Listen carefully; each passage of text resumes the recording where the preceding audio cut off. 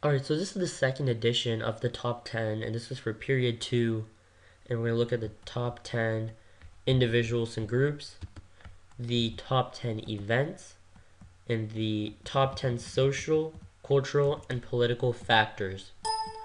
And keep in mind, these aren't going to be really detailed. I will go into a quick summary of each individual event and factor, but I won't be going into a lot of detail. I'm just going to list out the event or person or factor, and then I'm just going to give a quick little summary of them or event. So the first one is going to be Alexander the Great. And Alexander the Great was the king of Macedonia in northern Greece, and he conquered the Persian Empire, reached the Indus Valley, and founded many Greek-style cities, and he also spread Hellenism and the Greek culture throughout the Middle East. And then there's also going to be Chandragupta Maurya. And Chandragupta Maurya was the founder of the Mauryan dynasty, which is the first empire in the Indian subcontinent. And the thing about the Mauryan dynasty, this is gonna be another group later on, but Chandragupta Maurya, he actually established the Mauryan dynasty, which was the first centralized government since the Harappan society.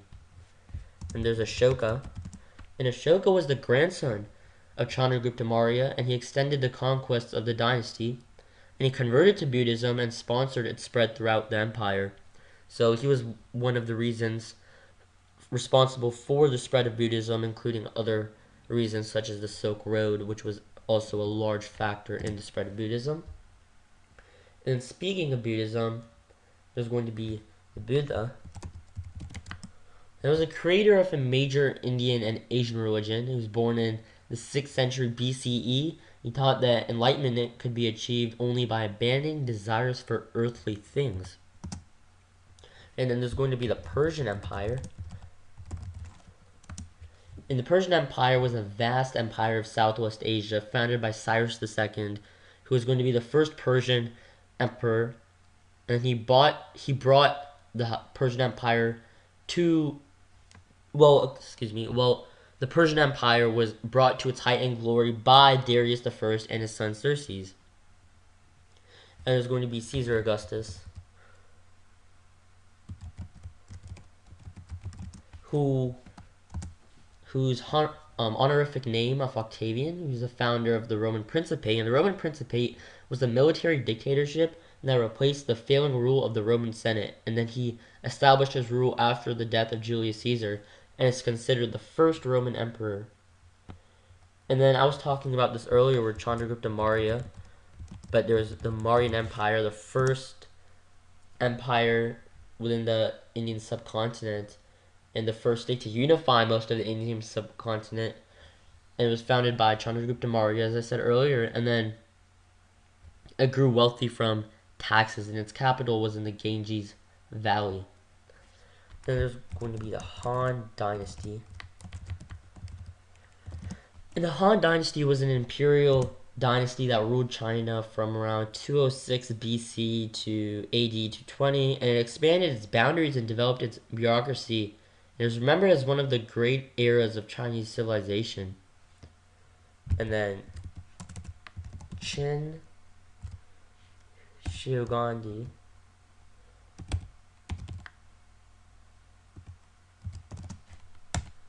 And he was the ruler of China who united China for the first time. He built roads, canals. He also started the Great Wall of China, which is going to become prevalent. And then he also imposed a standard system of laws, monies, weights, writing. And all those things were really important to the economy of China. And finally, our last person is going to be Cyrus II. And Cyrus II I mentioned earlier, which was right here along with this Persian Empire. And then Cyrus II is going to be the first Persian emperor, which leads us on to the top 10 events.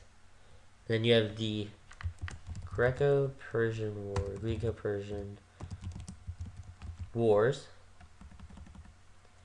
Greco-Persian Wars were Ionian Greeks. They revolted against Persia, who were supported by Athens, and then Persia responded with the wars against Greeks, But then the Greeks beat the Persians on land and sea, and then this victory radicalized Athenian democracy. And keep a note that after this, there was a 50-year golden age of Greek culture after this war. So there was the construction of the Parthenon, Socrates. There was people that emerged, construction, economic. It was just a vast boom within the Greek culture. And then speaking of wars, Punic Wars. Punic Wars were a series of 3 wars between Rome and Carthage, and they resulted in the destruction of Carthage and Rome's dominance over the Western Mediterranean. And now is going to be the Bantu migrations. So Bantu migrations. And then as the Bantu people migrated, they spread the Bantu family of languages and culture, and the Bantu also spread the use of iron, which improved farming techniques and agricultural efficiency. And this is mainly in sub-Saharan Africa that felt the effect of this. It's going to be the codification of religion. And this is the changing of religion into specific rules and customs as defined and practiced by all believers. It's commonly done in the classical era, except for Hinduism, which remains more local and then changes beliefs. And now it's going to be the Peloponnesian War. Peloponnesian War was the war between Athens and Sparta, which Sparta won, but left Greece as a whole weak and ready to fall to its neighbors to the north. And speaking of the Peloponnesian War, talk about the Sparta versus Athens. It's a powerful Greek military polis that was often at war with Athens of Sparta, and it used slaves known as helots to provide agricultural labor. It was versus a democratic Greek polis who accomplished many cultural achievements, and they were constantly at war with Sparta. But as I mentioned earlier, Sparta eventually won. And now it's going to be the fall of the Zhou dynasty.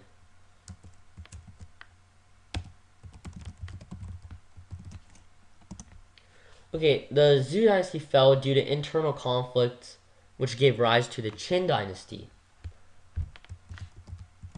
And right on time, the rise of the Qin. So after these internal struggles, the Qin dynasty took advantage of the weakened state of China, and then this dynasty formed the Qin dynasty. Now, rise of Hinduism in India. Emergence of Hinduism in India, founding of Hinduism. The Indo-Aryan peoples used the Vedas to create the polytheistic religion, Hinduism. And finally, is going to be the Buddhism split into the Mahayana and the Theravada. And the Theravada was more strict. And that's it for the events. Now, going on to the top 10 social, cultural, and political factors, we're going to start off with 2 Indian epics, the Mahabharata and the Ramayana. So these were Indian epics, and they were deeply imbued with Hindu teaching. So they were all, even though they were epics, they did have aspects of Indian culture within them, as did numerous other epics of this time period. And you have the stupas. These were stone shrines built to house relics of the Buddha, and they preserved the Buddhist architectural forms. And the Upanishads, these were the latter books of the Vedas, and they combined sophisticated and sublime philosophical ideas. And those were also mixed with the Varnas. Well, when you talk about the Varnas as well. And the Varnas were the categories organizing the Indian society into a functional hierarchy. These weren't really linked, excuse me for saying that, but the Varnas, we're going to see those also when we talk about the hierarchies. So I put this in the wrong column. The Upanishads. Okay, now you're going to have the hierarchies and Varnas. So these are going to be the social structures that organizes the people in the class system. This is in India, so you're going to have these classes with the Brahmins being the best class, which consists of the priests, and then you're going to have the Kshatriyas, which are the warriors. Then you're going to have merchants, and then eventually you're going to have these people called the untouchables, and the untouchables are frowned upon by society, and they were usually toilet cleaners, did all type of sewage work and dirty work that everyone else usually frowned upon. Next is going to be the civil service examination in China.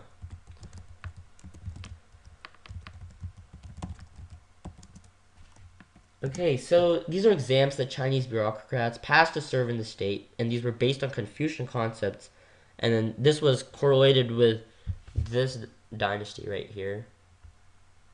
Well, I don't think I talked about it, but it was correlated with, oh, I did talk about it, here it is. The Han Dynasty, it was correlated with the Han Dynasty, the civil service examination, based on Confucius' beliefs, right? But, now it's time to talk about Confucianism.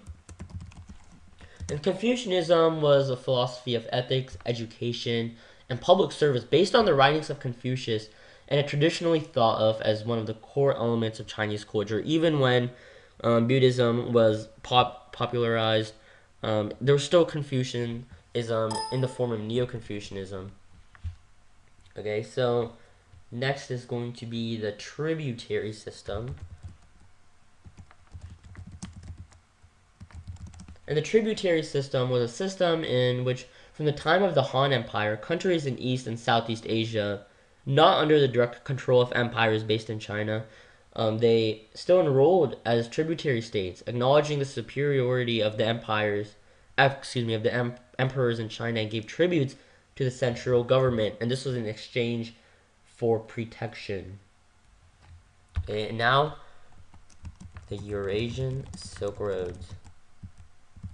So these were trade routes connecting the Han Empire with Central India and the Middle East and the Roman Empire. So goods traded from east to west included silk, spices, cotton, pearls, coral, and ivory. And then goods traded from the west to the east included glassware, jewelry, bronze, wool, olive oil, gold, and silver bullion. And then finally, filial.